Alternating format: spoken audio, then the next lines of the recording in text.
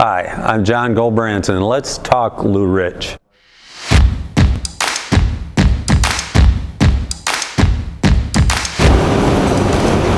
John at Lou Rich here. I bet you've asked yourself many times, what is the difference between MIG and TIG welding? Well, today we're going to show you the basics of what's the difference. The one thing they have in common is they are both an electric arc welding. But first of all, we'll pick up a MIG gun. We'll talk about MIG. Now you probably heard me say gun. We have postings on the building that says no guns allowed. These bad boys, we have a lot of these in the shop. You walk through our front door with one of these and know how to run it, we'll probably hire you.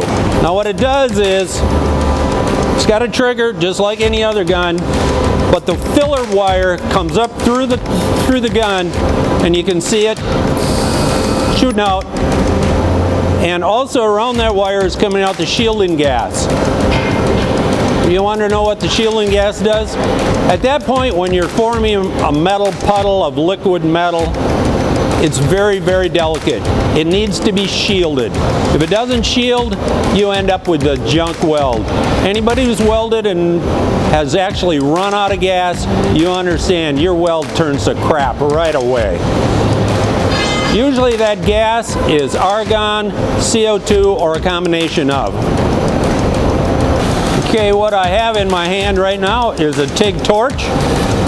And why they call it a TIG torch, I'm not quite sure, because it doesn't shoot flames. But it does make a very intensive electric arc. So this has, again, a ring around here where the shielding gas comes out of.